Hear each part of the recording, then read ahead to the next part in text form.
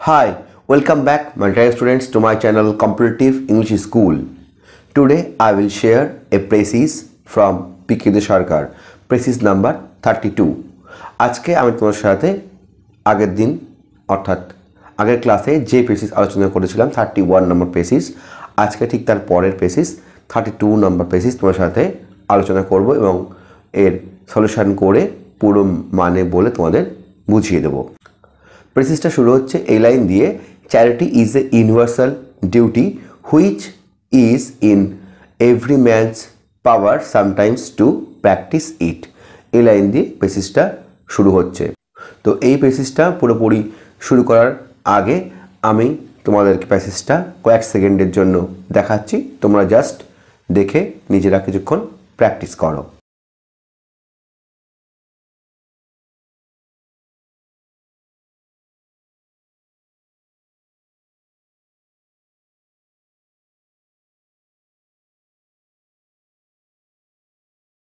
তো my dear students, আমরা দেখে নিয়েছি প্যাসেজে কি বলছে।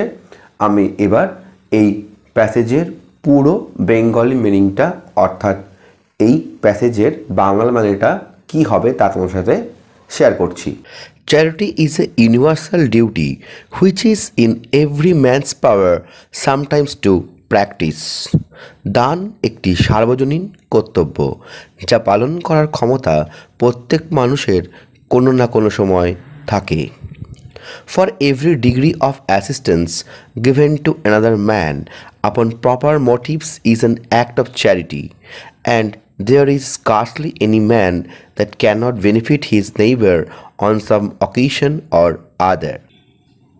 সৎ উদ্দেশ্য নিয়ে অন্য মানুষকে যে কোনোভাবে সাহায্য করাও এক প্রকারের দান, এবং এমন মানুষ খুব কমই আছে যারা তার প্রতিবেশীকে কোনো একটা প্রয়োজনে সাহায্য করে না। He that cannot relieve the poor may instruct the ignorant. Others may perform the duty of charity by recommending the petitions which they cannot grant. যিনি দরিদ্রকে সাহায্য করতে পারেন না কিন্তু অজ্ঞকে শিক্ষা দিতে পারেন, অন্যরা সেই আবেদনগুলিকে সুপারিশ করে দান ধর্মের কাজ করতে পারে যা তারা নিজেরা পূরণ করতে পারে না। The widow that shall give her mite to the treasury, the poor man that shall bring to the thirsty a cup of water shall not lose their reward. যে বিধবা ভাণ্ডারে তার সামান্য দানটি নিবেদন করবে, যে দরিদ্র মানুষ তৃষ্ণার্তকে এক কাপ জল এনে দেবে, তাহারা তাদের প্রতিদান থেকে বঞ্চিত হবে না। তো প্যাসেজের পুরো মিনিংটা আমাদের জানা হয়ে গেছে। আমি এবার সরাসরি চলে যাচ্ছি এর টোটাল সলিউশনে। Solution and analysis. আমি অ্যান্সারে লিখেছি, charity is a universal duty and it must pay back to one who sometimes perform it by helping a poor, guiding an ignorant and offering an act of kindness to the helpless. তাহলে full stop দিয়ে আমি শেষ করেছি একটা সেন্টেন্সের মধ্যে দিয়ে। তাহলে আমি কি লিখেছি, charity is a universal duty, charity একটা সার্বজনীন কর্তব্য। এই লাইনটা মেইন প্যাসেজের প্রথম সেন্টেন্সেই বলা আছে, আমি তাই লিখেছি charity is a universal duty and it must pay back to one who sometimes perform it, এবং এটা অবশ্যই একজনকে প্রতিদান দেবে, পে ব্যাক প্রতিদান দেবে, টু ওয়ান একজনকে, হু সামটাইমস পারফর্ম ইট যে মাঝে মাঝে এটাকে করবে অর্থাৎ দান করবে, এই কাজটা সম্পাদনা করবে। তো প্যাসেজের যদি আমরা একদম লাস্ট লাইনের দিকে তাকাই তাহলে আমরা দেখতে পাবো এরকমই লেখা আছে, widow that shall give her mite to the treasury, the poor man that will bring a cup of water to the thirsty shall not lose their reward. একটা বিধবা যে ভাণ্ডারে তার লাস্ট টাকাটা, সামান্য টাকা যেটা পড়ে আছে সেটা দান করবে, এবং একটা গরিব মানুষ যে একটা তৃষ্ণার্ত মানুষকে কিছু জল দেবে, তারাও কখনোই তাদের প্রতিদান থেকে বিচ্যুত হবে না, এটা লাস্ট লাইনে বলা আছে। তো আমি এক্সাম্পল হিসাবে উইডো এবং যে পুয়ার ম্যান জল দেবে এই ব্যাপারটা পুরো বাদ দিয়ে আমি লিখলাম it must pay back to one, এটা অবশ্যই তার প্রতিদান দেবে। কাকে? To one who sometimes perform it, যে বা যাহারা, হু সামটাইমস পারফর্ম ইট, যে বা যাহারা এই কাজটা সম্পাদনা করবে, অর্থাৎ দানটা সম্পাদনা করবে। ফার্স্ট লাইনে সেরকমই বলা আছে যে charity is a universal duty and it in every man's power sometimes to practise it, এবং এই দান বিষয়টি এমনই যা প্রত্যেক মানুষই কোনো না কোনো সময় করে থাকে। আমি কিন্তু প্রথমে এইভাবে শুরু করলাম, charity is a universal duty and it must pay back to one who sometimes perform it.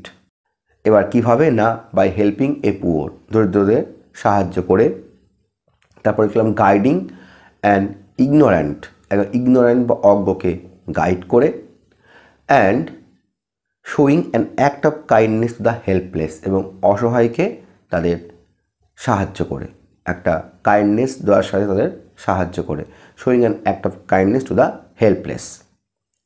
এবার যদি আমি মেইন প্যাসেজের সেকেন্ড এবং থার্ড সেন্টেন্সের দিকে তাকাই তাহলে সেখানে এরকমই লেখা আছে, for every degree of assistance given to another man upon proper motives is an act of charity.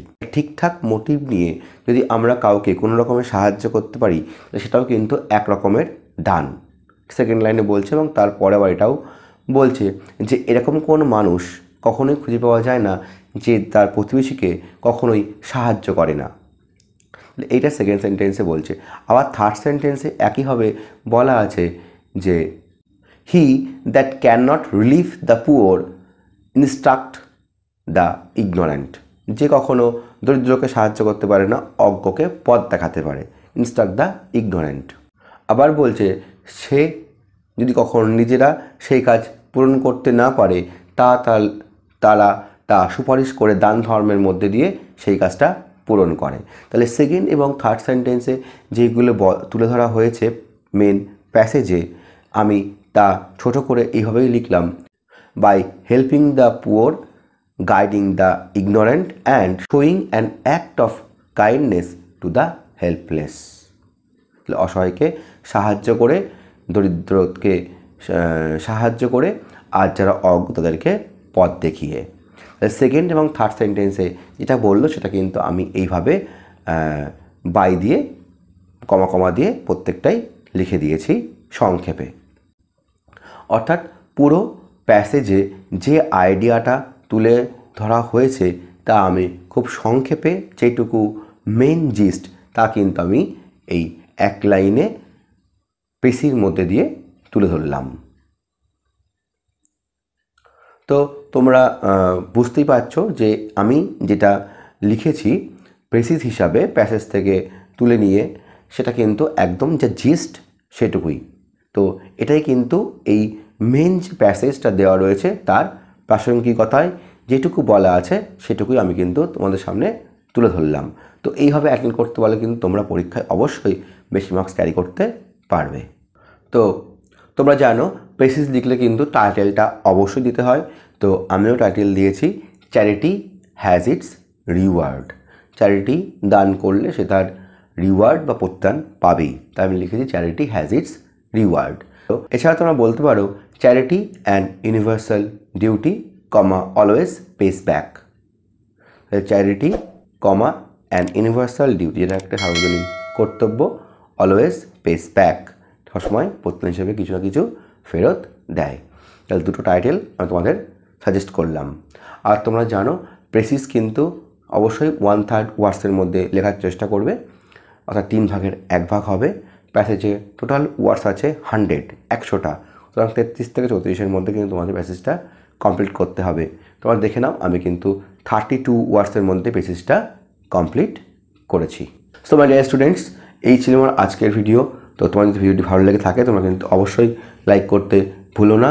আর এখন পর্যন্ত যারা আমার চ্যানেল সাবস্ক্রাইব করোনি তো সাবস্ক্রাইব বাটনে সাবস্ক্রাইবে ক্লিক করো এবং পাশে থাকা বেল আইকনটা ক্লিক করে দাও to get further notification from my channel. তোমরা অনেকে আমার চ্যানেল ফলো করছো, আমাকে কমেন্ট বক্সে জানাচ্ছ যে পেসিস ট্রান্সলেশনস বা আপকামিং যে সমস্ত রিপোর্টসগুলো হচ্ছে সেগুলো শেয়ার করতে, সেগুলো আমি পরপর তোমার সাথে শেয়ার করছি। তোমরা একটু ধৈর্য ধরো, আমি চেষ্টা করছি যত তাড়াতাড়ি সম্ভব এইগুলো আমার চ্যানেলে আপলোড করার। সো মাই ডিয়ার স্টুডেন্টস, এই ছিল আমার আজকের video. Thank you, thanks for watching. দেখা হচ্ছে আবার পরের ভিডিওতে।